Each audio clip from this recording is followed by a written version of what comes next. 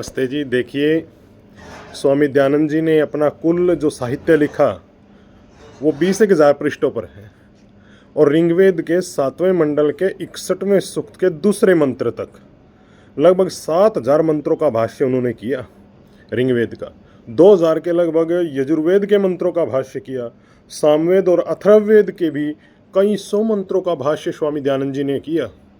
और इतना बड़ा सत्यार्थ प्रकाश, संस्कार विधि, कई हजार पुस्तकों को पढ़ करके सत्यार्थ प्रकाश लिखा। ऋग्वेदादि भाष्य भूमिका सहित छोटे बड़े 38 ग्रंथ उन्होंने लिखे, हजारों पत्र लिखे, हजारों विज्ञापन अखबारों में छपवाए, हजारों मीलों की पदयात्राएं की। और भारतवर्ष में कोई भी व्यक्ति पिछले 200 सालों में इतनी पदयात्रा नहीं की जितनी ऋषि दयानंद जी ने की। उन जगहों पर गए जहाँ कपड़े छिल जाते थे, ऐसे पहाड़ों की नदियों में चले जहाँ आप नदी पार नहीं कर सकते। खुद स्वामी जी ने लिखा, जो पहाड़ी नदियाँ होती हैं वो होती तो गहरी हैं और बहुत तेज़ धारा में चलती हैं और उस धारा में आप तुरंत गिर जाएंगे। उसमें जो नुकीले पत्थर होते हैं वो बहुत नुकीले, उसमें पैर भी छिल जाएंगे आपके।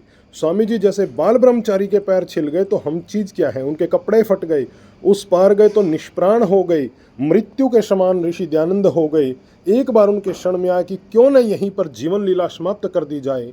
फिर अंदर से आवाज़ आई कि दयानंद नहीं, तुमने जो प्राप्त किया है उसके लिए तुझे जीना है, तू जी, संसार को दे, जो आपने सीखा है संसार को अमृत दे। अंदर से भावना आई और वो फिर आगे चल पड़े। इतने निष्प्रिय थे कि उन्होंने ये तो बता दिया कि मेरा जन्म कब हुआ, 1881 संवत बता दिया, महीना नहीं बताया, किस तिथि को पैदा हुए ये नहीं बताया। और आप आश्चर्य करोगे सज्जनों, इसलिए नहीं बताया कि लोग हमारी जयंती मनाने लगेंगे। ये कितनी बड़ी बात है। उन्होंने जबलपुर में एक बार कहा था, लोगों ने फ़ोटो खिंचाना चाहा तो स्वामी जी ने कहा, फ़ोटो क्यों खींचते हो, ये फ़ोटो आगे चलकर मूर्ति पूजा का कारण बन जाएंगे।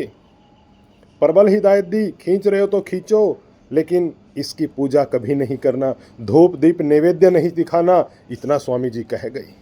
दुनिया के इतिहास में स्वामी दयानंद जी की टक्कर का कोई ऐसा व्यक्ति नहीं हुआ जो अपनी संस्था स्थापित करे और स्थापित करने के बाद कहे कि मैं ही इसका अध्यक्ष हूँ।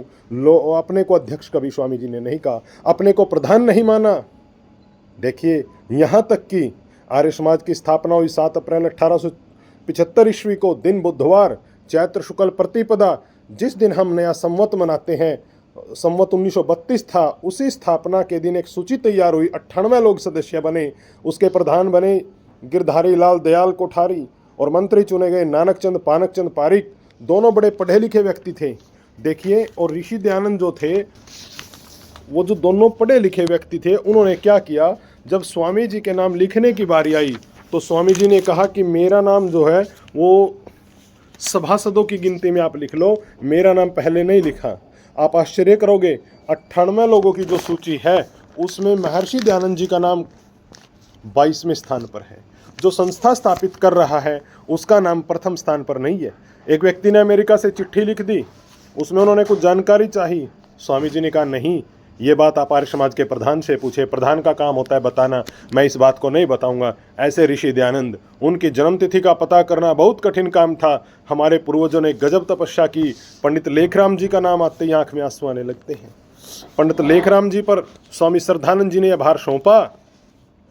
जब स्वामी जी का देहांत हो गया और स्वामी जी के देहांत के कुछ वर्षों बाद, देखिए, स्वामी श्रद्धानंद जी ने जब भार सौंपा, महर्षि दयानंद जी के देहावसान के कुछ वर्ष बाद, 5 वर्ष बीतने को थे, तब 1888 ईस्वी में आर्य प्रतिनिधि सभा पंजाब लाहौर में बैठक होती है। उसमें तय किया गया कि स्वामी दयानंद जी की जीवनी लिखी जाए और उसके लिए सबसे उपयुक्त व्यक्ति पंडित लेखराम जी चुने गए। उनकी टक्कर का कोई व्यक्ति उस समय वास्तव में ही नहीं था। और वह केवल 5 वर्ष में कहाँ लाहौर, कहाँ टंकारा, कहाँ गुजरात, कहाँ कलकत्ता, कहाँ बम्बई, कहाँ पटना और कहाँ दिल्ली। उस समाज जैसी सुपरफास्ट ट्रेनें नहीं थी सज्जनों, हवाई जहाज तो थे ही नहीं। 3 दिन में लाहौर से अजमेर पहुँचते थे। ऐसे करके पंडित लेखराम जी ने कितनी तपस्या की होगी। और उस एक बार नहीं, कई कई बार अजमेर जाना पड़ा, कई कई बार टंकारा, कलकत्ता, मुंबई जाना पड़ा। जहाँ जहाँ स्वामी जी गए वहाँ वहाँ पंडित लेखराम जी को जाना पड़ा। उत्तर प्रदेश तो पूरा ही छान मारा, फर्रुखाबाद क्या, कन्नौज क्या, हरिद्वार क्या, मेरठ क्या, नजीबाबाद क्या, कई कई लोगों से मिले, उस समय के अखबार इकट्ठा किए, पत्र पत्रिकाओं को निकाला और देखिए, किताबें की कोई आदमी इतनी सामग्री इकट्ठा नहीं कर सकता। उनके देहांत के बाद स्वामी श्रद्धानंद ने लिखा कि कोई आदमी इतनी सामग्री कैसे इकट्ठी की होगी। 3000 पृष्ठ इकट्ठे किए स्वामी दयानंद जी की जीवनी के बारे में पंडित लेखराम जी ने। और ये नहीं, उसके अलावा भी बहुत सा काम था। वो तो सैकड़ों शास्त्रार्थ भी करते हैं, शंका समाधान भी करते हैं, प्रचार भी करते हैं। कपड़े साफ करने का भी मौका स्वामी श्रद्धानंद जी के पास, पंडित लेखराम जी के पास नहीं होता था।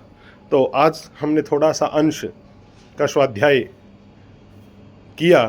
आप भी इसी तरह अपने इतिहास को जानें, ऋषि दयानंद जी के इतिहास को जानें, पंडित लेखराम, पंडित श्रद्धानंद और आर्य समाज को जानें, उनका अनुचर, अनुकरण, अनुसरण करें। धन्यवाद।